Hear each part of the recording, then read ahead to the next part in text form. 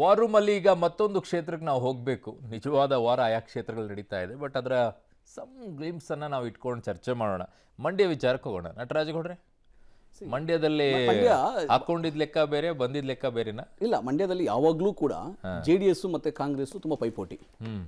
JDSಗೊಮ್ಮೆ ಕಾಂಗ್ರೆಸ್ಗೊಮ್ಮೆ ಈ ಥರ ಅವಕಾಶಗಳನ್ನೇ. ಅಲ್ಲಿ ಯಾವತ್ತು BJP ಖಾತೆ ತೆಗೆದಿರಲಿಲ್ಲ. ಆದರೆ ಈ ಬಾರಿ ಸುಮಲತಾ ಅವರು, ಸ್ವಾಭಿಮಾನಿ ಸುಮಲತಾ ಅವರು, ಅಂಬರೀಷ್ ಅವರ ಧರ್ಮಪತ್ನಿ ಅಂತೇಳಿ ಸಿಂಪತಿ ಮೇಲೆ ಇವನ್ ಕಾಂಗ್ರೆಸ್ ಅಭಿಮಾನಿಗಳು, ಕಾಂಗ್ರೆಸ್ ಕಾರ್ಯಕರ್ತರು, ಅಂಬರೀಷ್ ಅಭಿಮಾನಿಗಳೆಲ್ಲ ಸುಮಲತಾ ಅವ್ರಿಗೆ ಹಾಕಿದ್ರು. ಆದರೆ ಈ ಬಾರಿ ಸುಮಲತಾ ಅವರು BJP ಜೊತೆ ಹೋಗಿರೋದ್ರಿಂದ ಕಾಂಗ್ರೆಸ್ ಕಾರ್ಯಕರ್ತರು, ಅಂಬರೀಷ್ ಅಭಿಮಾನಿಗಳು, ಅವರು JDS ಅಲ್ಲೂ ಇದ್ದಾರೆ, ಬೇರೆ ಕಡೆ ಇದ್ದಾರೆ, ಅವರೆಲ್ಲ ಈ ಬಾರಿ ಕಾಂಗ್ರೆಸ್ಗೆ ಬರ್ತಾರೆ. DK ಶಿವಕುಮಾರ್ ಹೇಳಿದಾರಲ್ಲ, ಸುಮಲತಾ ಅವ್ರದ್ದು ನಮಗೆ ಅವಶ್ಯಕತೆ ಹಿಂದೇನೂ ಇರಲಿಲ್ಲ, ಈಗಲೂ ಇಲ್ಲ, ಮುಂದೆ ಅವರ ಅವಶ್ಯಕತೆ ಹೇಳ್ತಾ ನಾನು ಹೇಳ್ತಾ ಅಂಬರೀಷ್ ಅವ್ರಿಗೋಸ್ಕರ. ಅಂಬರೀಷ್ ಅವರು ಅವ್ರಿಗೊಂದು ಲೆಗಸಿ ಇದೆ. ಅಂಬರೀಷ್ ಅವ್ರದ್ದು ಅಲ್ಲಿ ಕೊಡುಗೆ ಇದೆ. ಈಗ ಸುಮಲತಾ ಅವ್ರು ಬೇರೆನಾ? ಈಗ ಅಂಬರೀಷ್ ಅವ್ರಿಗೆ ಒಂದ್ಸಲಿ ಸಿಂಪತಿಯಾಗಿ ಕಾಂಗ್ರೆಸ್ ಅಲ್ಲಿ ಇದ್ರು ಅಂತ ಹೇಳಕ್ಕೆ ಜನ ಅವ್ರಿಗೆ ಬೆಂಬಲ ಕೊಟ್ಟಿದ್ರು.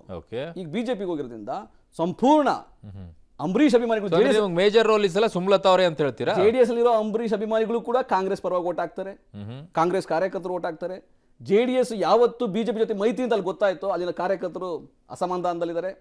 ಅವರು ಯಾವುದೇ ಕಾರಣಕ್ಕೆ ಜಾತ್ಯತೀತ ಓಟ್ಗಳಲ್ವಾ ಅವು, ಯಾವುದೇ ರೀತಿಯ ಕೋಮುವಾದಕ್ಕೆ ಯಾವತ್ತೂ ಹೋಗಲ್ಲ. ಕುಮಾರಸ್ವಾಮಿ ಒಂದು ತಪ್ಪು ಮಾಡಿದ್ರು. ಯಾವತ್ತು ಹಸಿರು ಶಾಲೆ ಆಗ್ತಾ ಇದ್ದಂತಹ JDS ಕಾರ್ಯಕರ್ತರಿಗೆ, ರೈತರ ಮಕ್ಕಳಿಗೆ ಕೇಸರಿ ಶಾಲೆ ಹಾಕ್ಸಿದ್ರು. ಅವತ್ತೊಂದಿನ ರಸ್ತೆಯಲ್ಲಿ ಕೇಸರಿ ಶಾಲೆ ಹಾಕ್ಸಿದ್ರು. ಅದನ್ನ ಯಾರು ಇಷ್ಟಪಟ್ಟಿಲ್ಲ. ಇಲ್ಲಿ ಎಲ್ಲಾ ಕಾರ್ಯಕರ್ತರು ಇಷ್ಟಪಟ್ಟು ಅಂತ ನಂಗೆ ಅರ್ಥ ಆಗ್ಲಿಲ್ಲ. ನಮ್ಮ ಧ್ವಜದಲ್ಲಿನೇ ಹಸಿರು ಇದೆ, ಕೇಸರಿನೂ ಇದೆ ಇರ್ಬೋದು, ಆದ್ರೆ ಅಲ್ಲಿಂದ ಬೇರೆ ತರ ಇದೆ ಮಂಡ್ಯದ ರಾಜಕಾರಣ. ಯಾಕೆ ಕಾಂಗ್ರೆಸ್ BJP ಅಲ್ಲಿ ಖಾತೆ ತೆಗೆದಿಲ್ಲ ಅಂದ್ರೆ ಯಾವತ್ತೂ ತೆಗ್ದಿಲ್ಲ ಖಾತೆ. ಅದು ಯಾವಾಗ್ಲೂ ನೋಟಾ ಜೊತೆ ಫೈಟ್ ಮಾಡ್ತಾ ಇದ್ರು ಅವರು. ಏನೋ JDS ಈ ರೀತಿ ಮಾಡಿರೋದ್ರಿಂದ ಸ್ವಲ್ಪ ಮತಗಳು. ಒಂದು ವಾದನೂ ಇದೆ, ಅವ್ರಿಗೆ ಓಟ್ ಕಿತ್ಕೊಂಡಿದ್ದಕ್ಕೆ ನೀವು ಗೆಲ್ಲೋ ಪರಿಸ್ಥಿತಿ ಬಂತು ಮಂಡ್ಯದಲ್ಲಿ ಅಂತ. ಈ ಬಾರಿ ಅದು ಸುಮಲತಾ ಅವ್ರು ಕ್ಯಾಂಪೇನ್ ಮಾಡಿದ್ರು. ಅವಾಗ ಅಂಬರೀಷ್ ಅವ್ರದ್ದು ಲೆಗಸಿನೇ ಇತ್ತು, ಉಳಿದಿತ್ತು. ಈಗ ಆ ರೀತಿ ಎಲ್ಲ ಕಳ್ಕೊಂಡಿದ್ದಾರೆ. ನೀವು ದ್ವಂದ್ವ ನಿಲುವಲ್ಲಿದ್ದೀರಾ ಗೌಡ್ರೆ? ಸುಮಲತಾ ಅವರು ಕ್ಯಾಂಪೇನ್ ಮಾಡಿದ್ರು, ಅದಕ್ಕೆ BJP ಓಟ್ ಬಂತು ಅಂತ ಹೇಳ್ತೀರಾ. ಈ ಬಾರಿ ಅವರು ಆ ಕಡೆಗೆ ಹೋಗಿದ್ದಾರೆ, ಈ ಕಡೆ ಚುನಾವಣೆ ನಿಂತಿದ್ರೆ ಬೇರೆ ಕಥೆ ಆಗಿರೋದು. ಆದ್ರೆ BJP ಸುಮಲತಾ ಅವ್ರಿಗೂ ಅವಮಾನ ಮಾಡಿದೆ, ಒಕ್ಕಲಿಗ ಸಮುದಾಯಕ್ಕೆ ಅವಮಾನ ಮಾಡಿದೆ. ಮಂಡ್ಯದಲ್ಲಿ ಅದೊಂದು ಕೃಷಿ ಆಧಾರಿತ ಜಿಲ್ಲೆ. ಇಡೀ ದೇಶದಲ್ಲಿ 80% ಒಂದೇ ರೀತಿಯ ಚಟುವಟಿಕೆ ನಡೆಯುವಂಥ ಜಿಲ್ಲೆ ಯಾವುದಂದ್ರೆ ಕೃಷಿ ಚಟುವಟಿಕೆ, ಇದು ಮಂಡ್ಯ ಜಿಲ್ಲೆ. ಇನ್ನು ಇಡೀ ದೇಶದಲ್ಲಿ 80% ರೈತರು ಇರ್ತಕ್ಕಂಥ ಜಿಲ್ಲೆ ಯಾವುದೂ ಇಲ್ಲ. ಆಮೇಲೆ 80%. ಬಟ್ ಅಲ್ಲಿ ಬಹುದೊಡ್ಡ ಚರ್ಚೆ ಬರ್ತಾ ಇದ್ದು, BJP ತನ್ನ ಅಸ್ತಿತ್ವವನ್ನು ಗಟ್ಟಿ ಮಾಡ್ಕೊಳಕ್ ನೋಡ್ಕೊಳ್ತಾ ಇದೆ, JDS ಜೊತೆಗೆ ಮೈತ್ರಿ ಮಾಡ್ಕೊಂಡ್ಬಿಟ್ಟು ಮತ್ತೆ ಬುಳ ಅಲ್ಲಾಡ್ಸ್ಕೊಂಡ್ಬಿಡ್ತು ಅಂತ ಹೇಳಿ. ಇಲ್ಲ, ಅದು ನಾವು ನೀವು ಹೇಳ್ದಂಗೆ ಆಗಲೇ ಲಾಸ್ಟ್ ಟೈಮು ಅಸೆಂಬ್ಲಿ ಎಲೆಕ್ಷನ್ ನಾವು ಅಗ್ರೆಸಿವ್ ಆಗಿ ಕ್ಯಾಂಪೇನ್ ಮಾಡಿದ್ರಿಂದ JDS ಓಟು ನಮಗೆ ಬಂತೇ ಹೊರತು ಕಾಂಗ್ರೆಸ್ ಓಟು ನಮಗೆ ಬರಲ್ಲ. ಕಾಂಗ್ರೆಸ್ ಓಟು ಕಾಂಗ್ರೆಸ್ಗೆ ಹೋಯ್ತು, JDS vote BJP vote split ಆಗಿ JDS ಈ ಸಲ ಅಲ್ಲಿ ಸ್ವಲ್ಪ ಡಿಸ್ಟರ್ಬೆನ್ಸ್ ಆಯಿತು. ಈ ಸಲ ಕಾರ್ಯಕರ್ತರು, ನಿಮ್ಮ ವೋಟರ್ಸ್ಗಳು ಡಿಸ್ಟರ್ಬ್ ಆಗಲ್ಲ. ಅಲ್ಲಿ ನೋಡಿ, ನಮ್ಮಲ್ಲಿ ಖುಷಿ ಇದೆ ಕಾರ್ಯಕರ್ತರು. ಈ ಲೆಕ್ಕದಲ್ಲಿ JDS BJP ಒಂದಾದರೆ ನಾವು ಇವತ್ತು MLA ಗೆಲ್ಲಿದೇ ಇರ್ಬೋದು. ಮುಂದೆ ನಮಗೆ ಜಿಲ್ಲಾ ಪಂಚಾಯತಿ, ತಾಲೂಕ್ ಪಂಚಾಯತಿಗೆ ಒಂದೊಂದು ಕ್ಷೇತ್ರದಲ್ಲಿ ಒಬ್ಬರು ಇಬ್ಬರು ನಮ್ಮವರು ಸಹ ಇದರಲ್ಲಿ ಅವಕಾಶ ಸಿಗುತ್ತೆ. JDS ಮತ್ತು BJP ಒಟ್ಟಿಗೆ ಚೆನ್ನಾಗಿರುತ್ತೆ ಅಂತ ನೋಡಿ. ಎಲ್ಲೂ ಅಷ್ಟೇ JDS ಕಾಂಗ್ರೆಸ್ ಕಾರ್ಯಕರ್ತರು ಹೊಂದಾಣಿಕೆ ಆಗೋದೇ ಇಲ್ಲ, ಮಾರಾಮಾರಿ ಅವ್ರಿಗೂ BJPಗೂ JDSಗೂ ಎಲ್ಲೂ ಮಾರಾಮಾರಿ ಆಗಿಲ್ಲ. ಒಂದು ಇದ್ಮೇಲೆ ಜೊತೆಯಲ್ಲಿ ಸರಿ ಈ ಸಲ ಮೇಜರಾಗಿ ಇವ್ರಿಗೆ ಆಗುವಂಥದ್ದು ಚೆಲುವರಾಯಸ್ವಾಮಿ ಆ ಜಿಲ್ಲಾ ಉಸ್ತುವಾರಿ ಸಚಿವರಾಗಿ ನಡ್ಕೊಳ್ತಾ ಇರೋ ರೀತಿ ನೀತಿ. KRSನ ಡ್ಯಾಮ್ ರೈತರಿಗೆ ಇವತ್ತು ನೀರನ್ನು ಝೀರೋ ಮಾಡಿ ಇಟ್ಬಿಟ್ಟಿದ್ದಾರೆ ಸರ್. ಆ ಕಾವೇರಿ ಎಫೆಕ್ಟು 7 ಲೋಕಸಭಾ ಕ್ಷೇತ್ರದಲ್ಲಿ ಈ ಸಲ ಕಾಂಗ್ರೆಸ್ ಅವರಿಗೆ ಏಟ್ ಕೊಡುತ್ತೆ ಸರ್. ಚಾಮರಾಜನಗರ, ಮೈಸೂರು, ಮಂಡ್ಯ ಬೆಂಗಳೂರು ಗ್ರಾಮಾಂತರ ಮತ್ತು 3 ಬೆಂಗಳೂರಿನ ಸೆಂಟ್ರಲ್ಲು, ಕೇಂದ್ರ ಮತ್ತು ನಾರ್ತ್ ಸರ್. ಇವತ್ತು ಬೆಂಗಳೂರಲ್ಲಿ IT ಕಂಪನಿಗಳು ಆಂಧ್ರಾಗೆ ಹೋಗೋ ಮಟ್ಟಕ್ಕೆ, ಕೇರಳಕ್ಕೆ ಹೋಗೋ ಮಟ್ಟಕ್ಕೆ ಬಂದಿದೆ, ನೀರಿಲ್ಲ ಅಂತ ಹೇಳಿದ್ರೆ. ಇವತ್ತೊಬ್ರಿಗೆ ಕೇಳಿದೆ ಸರ್, ನಾಗಮಂಗಲಕ್ಕೆ ಸರ್ ಬೆಂಗಳೂರಲ್ಲಿ ನೀರಿಲ್ಲ ಅಂತೇಳಿ ಬಾಣತಿ ಅಮ್ಮ ನಾಗಮಂಗಲದ ದೇವಲಾಪುರ ಹೋಬಳಿಯ ಮಾಟನ್ಕೊಪ್ಪಲು ಗ್ರಾಮಕ್ಕೆ ಬಾಣತನಕ್ಕೆ ವಾಪಸ್ ಹೊಟ್ಟೋಗ್ಬಿಟ್ಟಿದ್ದಾಳೆ, ಇಲ್ಲಿ ಕುಡಿಯೋಕ್ಕೆ ನೀರಿಲ್ಲ ಅಂತೇಳಿ. ಕಾವೇರಿ ವಿಷಯ ಇದೆಯಲ್ಲ ಸರ್, DK ಶಿವಕುಮಾರ್ ನಡ್ಕೊಂಡಿರೋ ರೀತಿ, ಕಾವೇರಿ ವಿಚಾರ DK ಶಿವಕುಮಾರ್ ನಡ್ಕೊಂಡಿರೋ ರೀತಿ ಇದೆಯಲ್ಲ ಸರ್, ಇದು BJP ಕುಮಾರಸ್ವಾಮಿ ಅವ್ರಿಗೆ ಪ್ಲಸ್ ಏನಿ ಬಾರಿ. ಕುಮಾರಣ್ಣ ಅವರು ಮಂಡ್ಯಕ್ಕೆ ಬರ್ತಿರೋದು ಬರೀ ಜಾತ್ಯತೀತ ಜನತಾದಳದವ್ರು ಆಗಿರ್ಬೋದು, BJP ಅವ್ರಿಗೆ ಖುಷಿ ಅಂತಲ್ಲ ಸರ್. ಅಲ್ಲಿನ ರೈತ ವರ್ಗ ಇರ್ಬೋದು, ಅಲ್ಲಿನ ಶ್ರಮಿಕ ವರ್ಗದವ್ರು ಇರ್ಬೋದು, ಅವರೆಲ್ರಿಗೂ ಒಂದೇ ಒಂದು ಇವತ್ತು ಖುಷಿ ಪಡೆದ ವಿಚಾರ ಏನಂತಂದರೆ ಸರ್, ಕುಮಾರಣ್ಣ ಅವ್ರ ವಿಚಾರದಲ್ಲಿ ಕುಮಾರಣ್ಣ ಅವರು ಮಂಡ್ಯ ಕ್ಷೇತ್ರ ಪ್ರತಿನಿಧಿಸ್ತಿದ್ದಾರೆ. ಈ ಬಾರಿ ಕಾವೇರಿ ನೀರನ್ನ ನಮ್ಮ ಹತ್ರನೇ ಉಳಿಸ್ಕೊಳ್ಳಿಕ್ಕೆ ಕಾವೇರಿ ಪರವಾಗಿ ಯಾವತ್ತೂ ಇರ್ತಾರೆ. ಕುಮಾರಸ್ವಾಮಿ ಅವರ ಬಗ್ಗೆ ಬಹುದೊಡ್ಡದಾಗಿ ಮಂಡ್ಯದಲ್ಲಿ ಒಂದು ಮಾತಿದೆ, ಜಂಪಿಂಗ್ ಸ್ಟಾರ್ ಅಂತ ಹೇಳಿ. ಅವ್ರು ಬಿಟ್ರೆ ರಾಮನಗರಕ್ಕೆ ಹೋಗ್ತಾರೆ, ಆ ಕಡೆ ಬಿಟ್ರೆ ಚನ್ನಪಟ್ಟಣಕ್ಕೆ ಹೋಗ್ತಾರೆ, ಆ ಕಡೆ ಬಿಟ್ರೆ ಮಂಡ್ಯಕ್ಕೆ ಬರ್ತಾರೆ.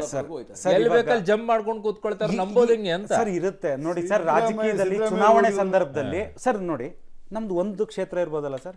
ಕಾಂಗ್ರೆಸ್ ಇವತ್ತು 7 ಕ್ಷೇತ್ರದಲ್ಲಿದೆ. ಈ ಜಂಪಿಂಗ್ ಅಂತ ಹೇಳ್ತಾರಲ್ಲ, ಕಾಂಗ್ರೆಸ್ನವ್ರು 7 ಜನ ಇದ್ದಾರೆ. ಅದನ್ನ ಇಟ್ಟು ಕುಮಾರಣ್ಣನ ಬಗ್ಗೆ ಮಾತಾಡಬಾರ್ದು. ಕುಮಾರಣ್ಣ ಅವರು ಹೌದು ನಮ್ಗೆ ಪಕ್ಷ ಒಂದು ಬೆಳಿಬೇಕು ಸರ್. ಇವತ್ತು ಕಾಂಗ್ರೆಸ್ ಯಾವ ಮಟ್ಟದಲ್ಲಿದೆ ಅಂದ್ರೆ ದಬ್ಬಾಳಿಕೆ ದೌರ್ಜನ್ಯದಲ್ಲಿ ಇದ್ದಾರೆ. ನಮ್ಮ ಭಾಗದ ಜನಪ್ರತಿನಿಧಿಗಳು 8 ವಿಧಾನಸಭಾ ಕ್ಷೇತ್ರದ ಜನಪ್ರತಿನಿಧಿಗಳು ಒಬ್ಬರಲ್ಲೂ ಒಂದು ಗೊಂದಲ ಇಲ್ಲ ಸರ್. BJP ಅವರು ಇರ್ಬೋದು, JDS ಇರ್ಬೋದು.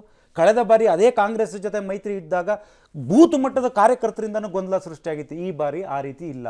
ಒಂದೇ ಒಂದಂದ್ರೆ ನಾವು ಹಗುರವಾಗಿ ಕೂಡ ಕಾಂಗ್ರೆಸ್ನ ಅಭ್ಯರ್ಥಿನ ನಾವು ಕಾಣ್ತಿಲ್ಲ.